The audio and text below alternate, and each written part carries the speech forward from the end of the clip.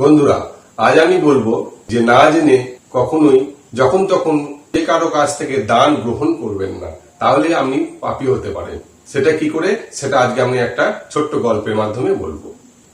তো এটা বলার আগে যারা এই ভিডিওটি দেখছেন, যারা ইউটিউব থেকে দেখছেন, তাদেরকে বলবো এখনই চ্যানেলটিকে সাবস্ক্রাইব করে দিন। আর আমার ভিডিও যদি ভালো লেগে থাকে একটা লাইক করবেন, কমেন্ট অবশ্যই করবেন। আর যারা ফেসবুক থেকে দেখছেন তারা আমার চ্যানেলটিকে এখনো যারা ফলো করেননি, যারা ফলো করেছেন তাদের ধন্যবাদ। যারা এখনো ফলো করেননি তারা এখনই ফলো করে দিন। এবং আমার ভিডিও যদি ভালো লেগে থাকে একটা লাইক করবেন আর কমেন্ট অবশ্যই করবেন। কে কোথা থেকে দেখছি অবশ্যই আমাকে জানাবেন। কোনো প্রশ্ন থাকলে আমাকে বলবেন। কোনো কিছু নিয়ে ভিডিও বানাতে হলে আমাকে অবশ্যই জানাবেন। আমি চেষ্টা করব সেই জিনিস নিয়ে ভিডিও বানানো। আপনি না জেনে আমি দান গ্রহণ করলেন, কিন্তু সেই দান যদি অসৎ উপায়ে অর্জন করা দান হয়, তাহলে আপনিও সেই পাপের ভাগীদার হবেন। সেটা কিভাবে, একটা ছোট্ট গল্পের মাধ্যমে আমি বোঝাচ্ছি। একজন সাধু সন্ত তিনি ভ্রমণ করছিলেন ভারতবর্ষ। ভ্রমণ করতে করতে তিনি একটা গ্রামে গিয়ে পৌঁছান। সন্ধ্যা হয়ে যায় সেখানে। সাধু সন্ত একটা গ্রামে পৌঁছাতে সকলে ভিড় জমায়। সকলে সেখানে সাধু সন্তকে ঘিরে অনেক কিছু প্রশ্ন করে এবং সাধু সন্ত তাদের যথাসামর্থ্য উত্তর দেয় এবং তাদের আশীর্বাদ করে। এবং শেষে তিনি বলেন যে এই রাতটুকু তাদের গ্রামে কাটাবে, সকাল ভোর হলেই তিনি বেরিয়ে যাবেন। একজন ব্রাহ্মণ ছিলেন।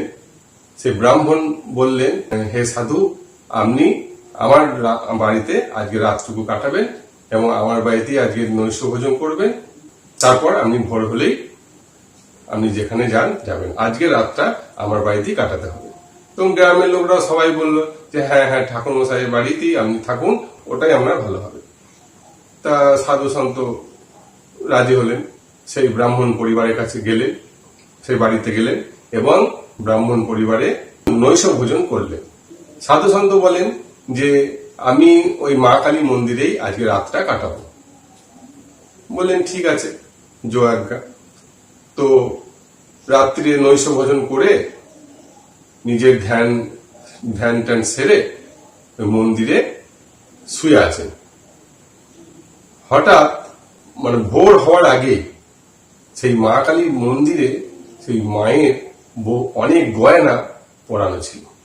আর খুব জাগ্রত দেবতা, ওই গ্রামের সকলে ওই দেবতা, ওই মা কালীকে খুব মানে, খুব জাগ্রত দেবতা। তাও সেই গয়না হঠাৎ ভোরবেলা হওয়ার আগেই সাধু ঘুম থেকে উঠে সমস্ত গয়না একটা কাপড়ে বেঁধে নিয়ে পালিয়ে গেছে। তো ভোর হতেই সাধুর কাছে গেছে।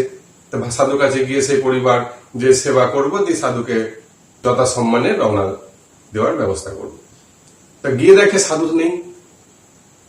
সাধু নেই দেখেই তারা মা কালী মূর্তির দিকে তাকিয়ে দেখে একটা গয়না নেই, অনেক সোনার গয়না একটাও নেই। তখন তারা মাথায় হাত, তারা ভাবে যে এই সাধু তো ভণ্ড সাধু ছিল, আসলে তো সে চোর। তখন গোটা গ্রামে সব সারা পড়ে গেল। সব গ্রামে খোঁজ সাধু কোথায় গেল খোঁজ। এরকম করতে করতে কয়েক ঘন্টা পেরিয়ে গেল। হঠাৎ তারা দেখে যে সাধু ফিরে আসছে, সেই গয়না, সেই পোঁটলাটি নিয়ে সাধু ফিরে আসছে। তারা সকলেই যারা দেখতে পেয়েছে ছুটে গিয়ে সাধুকে, তো সেই মারতে যাচ্ছে, ছুটে গিয়ে সে সাধুকে মারবে আর কি, এরকম মূর্তি নিয়ে সব ছুটে যাচ্ছে চোর চোর করে। সাধু তখন বলেন যে দাঁড়ান, আমাকে তো মারবেন, তার আগে আমার তো কথাটা তো একটু শুনুন। তখন বলে কি বলবেন বলুন। বলছে আমি যদি চোরই হব তাহলে আমি ফিরে আসবো কেন? আমি তো সব চুরি করে নিয়ে চলে যেতাম। তো বলছে তাহলে আপনি নিয়ে গেছেন কেন? বলছে এই যে আমি যে সব খুলে নিয়ে গেছিলাম, এটার জন্য ওই ব্রাহ্মণ দায়ী। বলছে সেটা কিরকম বলছেন? ব্রাহ্মণ আপনাকে সেবা করলেন, থাকতে দিলেন, খেতে দিলেন, আপনি ব্রাহ্মণকে বলছেন যে এই চোরের জন্য দায়ী? ব্রাহ্মণ আপনাকে চুরি করে নিয়ে যেতে বলেছে? তখন বলছে না, ব্রাহ্মণ বলেনি, কিন্তু ব্রাহ্মণের জন্যই আমি চুরি করে নিয়ে গেছি, ব্রাহ্মণই দায়ী। সেটা কিরকম না, সেটা কিরকম শুনুন। ব্রাহ্মণকে তখন জিজ্ঞাসা করছে সাধু যে আচ্ছা ব্রাহ্মণ, তুমি বলো তো যে তুমি এই যে আমাকে ভাত খাইয়েছ যে চালে, সেই চালটা কোথা থেকে কিনেছিলে? তুমি খোঁজ নাও। ওই চালটা নিশ্চয়ই চুরির চাল, কোনো পাপের চাল। তা বলে আমি তো ওই চালটা কোনো এক জায়গায় একটা বাড়িতে পুজো করতে গেছিলাম, সেখানে আমাকে দান করেছিল সেই চাল।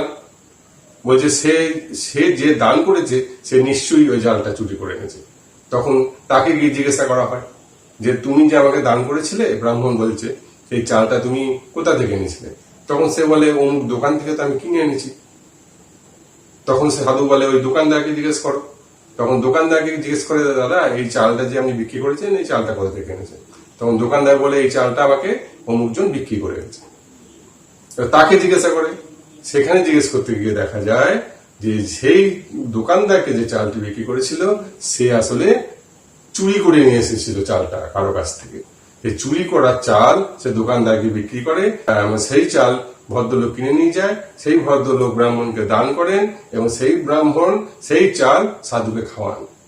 তাহলে দেখুন, চুরির চাল একজন চুরি করলো, সেই চাল খেলো কে?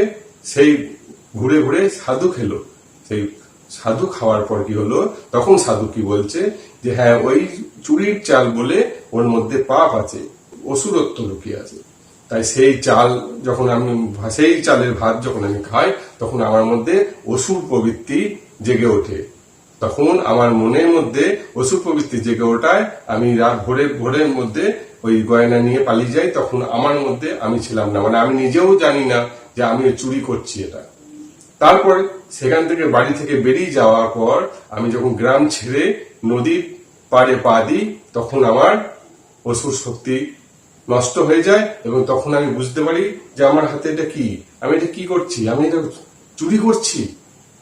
তখন আমার চেতনা ফিরে আসে, জ্ঞান ফিরে আসে, তখন আমি সেই গয়না নিয়ে আবার ফিরিয়ে দিতে আসি। তাহলে এই চুরিতে আমার কোনো দোষ ছিল না, এটা আমি ওই চুরির চালে ভাত খাওয়াতে আমার অসুর প্রবৃত্তি জেগে উঠেছিল, তাই এমন কাজ হয়েছিল। তখন গ্রামবাসীরা বুঝতে পারলো যে হ্যাঁ সাধু যদি সত্যি করে চুরি করে নিয়ে যাবে তাহলে সে তো চুরি করে নিয়ে চলে যেত, সে আবার ফিরে আসবে কেন? তাহলে সাধু যেটা বলছে সেটা সঠিক। তাহলে এর থেকে বোঝা গেল আমরা যদি কারো কাছ থেকে দান গ্রহণ করি আর সেই দান যদি অসৎ উপায়ে উপার্জনের দান হয় তাহলে আমরা সেই দান গ্রহণ করেও পাপী হব।